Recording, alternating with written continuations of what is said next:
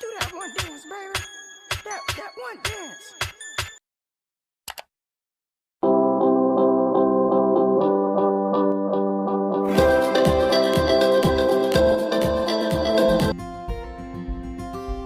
Assalamualaikum warahmatullahi wabarakatuh. Berjumpa lagi dengan saya Inu Yudiana dengan NIM 208190025. Dalam kelompok ini saya berkontribusi mencari sumber referensi untuk pembuatan makalah, edit makalah, dan juga edit video presentasi. Dan rekan saya Elivianti, NIM 2081914. Saya di kelompok ini berkontribusi untuk pengetikan makalah dan membuat PowerPoint untuk bahan video presentasi. Kami dari kelompok 4 akan menjelaskan mengenai manajemen berbasis sekolah. Untuk penjelasan yang pertama yaitu mengenai sejarah manajemen berbasis sekolah. Jadi latar belakang munculnya manajemen berbasis sekolah tidak lepas dari kinerja dan juga sistem pendidikan yang kurang baik pada saat itu. Manajemen berbasis sekolah lahir di Amerika Serikat ketika para guru berjuang untuk memperbaiki nasibnya dengan dibentuknya Asosiasi Pendidikan Nasional atau National Education Association pada tahun 1857. Kemudian disusul oleh banyak negara di belahan dunia seperti Australia, Inggris, Selandia Baru, dan juga Indonesia. Kemudian antara tahun 1960-an hingga 1970-an dilakukan inovasi pendidikan melalui pengenalan kurikulum baru dan pendekatan metode pengajaran baru dalam rangka meningkatkan kualitas pendidikan, tetapi hasilnya itu tidak memuaskan.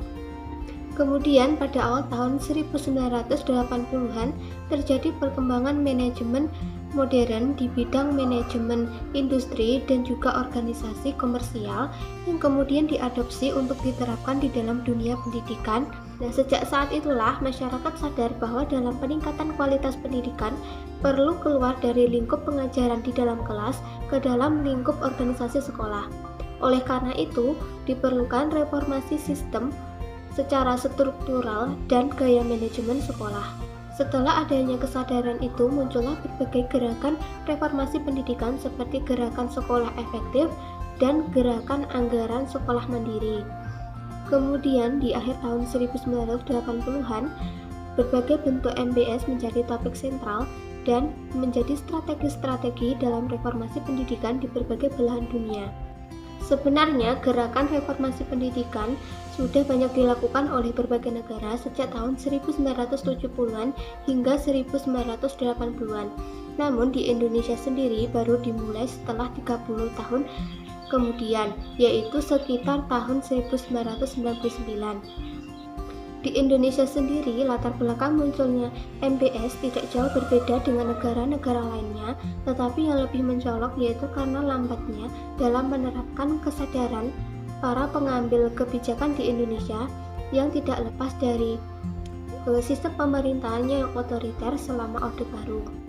Ada beberapa alasan yang menjadi penyebab munculnya MBS, yaitu yang pertama, adanya ketertimpangan kekuasaan dan kewenangan yang terlalu berpusat pada atasan dan mengesampingkan bawahan.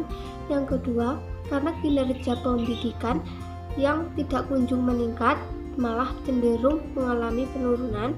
Dan yang ketiga, adanya kesadaran para birokrat dan para pencipta pendidikan untuk merekonstruksi pengelolaan pendidikan. Selanjutnya yaitu mengenai konsep manajemen berbasis sekolah. Nah, manajemen berbasis sekolah ini merupakan suatu konsep yang menawarkan suatu otonom kepada sekolah dalam rangka meningkatkan mutu, efisien, pemerataan pendidikan agar dapat mengkoordinir kepentingan masyarakat setempat serta menjalin kerjasama yang erat antar sekolah, masyarakat, dan juga pemerintah. Terdapat sejumlah kata kunci terkait MBS, yaitu otonom dan pengambilan keputusan partisipatif.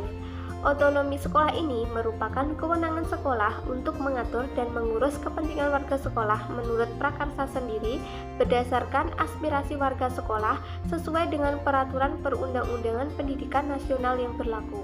Sedangkan pengambilan keputusan partisipatif adalah suatu cara untuk mengambil keputusan melalui penciptaan lingkungan yang terbuka dan demokratis oleh seluruh warga sekolah yang didorong untuk terlibat secara langsung dalam proses pengambilan keputusan yang dapat berkontribusi terhadap pencapaian tujuan sekolah. Di sini saya akan meneruskan penjelasan dari teman saya. Saya akan menjelaskan tentang hakikat dan karakteristik manajemen berbasis sekolah. Manajemen berbasis sekolah terdiri atas 3 kata, yakni manajemen, berbasis atau basis, dan sekolah. Manajemen berarti proses menggunakan sumber daya secara efektif untuk mencapai sasaran. Berbasis atau basis mempunyai arti dasar atau asas. Sekolah adalah lembaga untuk belajar dan mengajar, serta tempat menerima dan memberikan pelajaran. Jadi, manajemen berbasis sekolah diartikan sebagai penggunaan sumber daya yang berasaskan pada sekolah itu sendiri dalam proses pengajaran atau pembelajaran. Selanjutnya, karakteristik manajemen berbasis sekolah. Menurut Roholis, manajemen berbasis sekolah mempunyai karakteristik sebagai berikut. Yang pertama, memiliki misi atau cita-cita. Misi ini mempunyai pengaruh terhadap fungsi dan efektivitas sekolah dan warga sekolah dapat mengembangkan budaya organisasi sekolah. Yang kedua, pendidikan dijalankan atas kebutuhan. Aktivitas pendidikan dijalankan berdasarkan karakteristik kebutuhan dan situasi sekolah. Yang ketiga, terjadi perubahan strategi manajemen yang menyangkut hakikat manusia, organisasi sekolah, gaya pengambilan keputusan, gaya kepemimpinan, penggunaan kekuasaan, dan keterampilan manajemen. Perubahan strategi manajemen lebih memandang pada aspek pengembangan yang tepat dan relevan dengan kebutuhan sekolah. Yang keempat, keleluasaan dan kewenangan. Ini menyangkut pada keleluasaan pengelolaan sumber daya guna memecahkan masalah-masalah pendidikan. Yang kelima, peran aktif sumber daya. MBS menuntut peran aktif administrator, sekolah, guru, orang tua, dan pihak-pihak yang terkait dengan pendidikan di sekolah.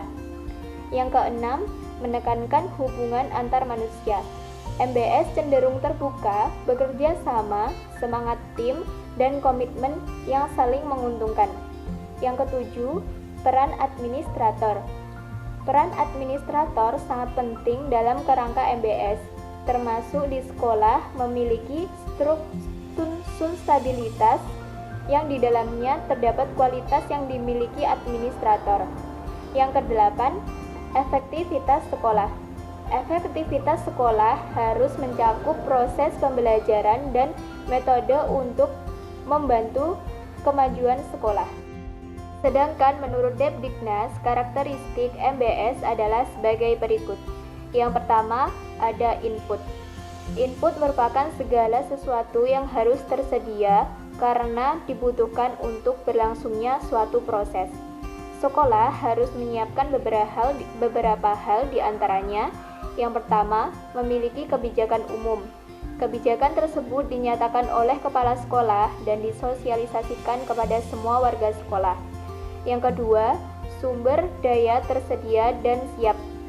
Sumber daya dikelompokkan menjadi 2, yaitu sumber daya manusia dan sumber daya selebihnya, atau seperti uang, peralatan, perlengkapan, bahan, dan sebagainya. Yang ketiga, memiliki harapan dan prestasi yang tinggi. Kepala sekolah memiliki komitmen dan motivasi yang kuat untuk meningkatkan mutu sekolah.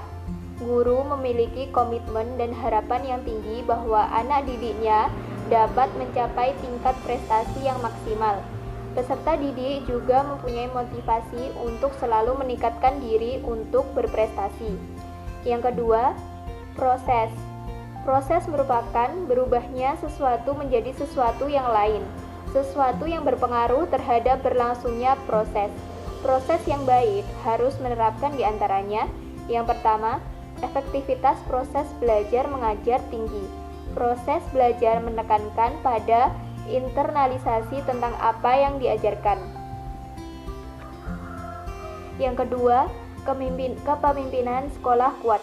Kepala sekolah dituntut memiliki kemampuan manajemen dan kepemimpinan yang tangguh agar mampu meningkatkan mutu sekolah. Yang ketiga, pengelolaan yang efektif. Tenaga kependidikan.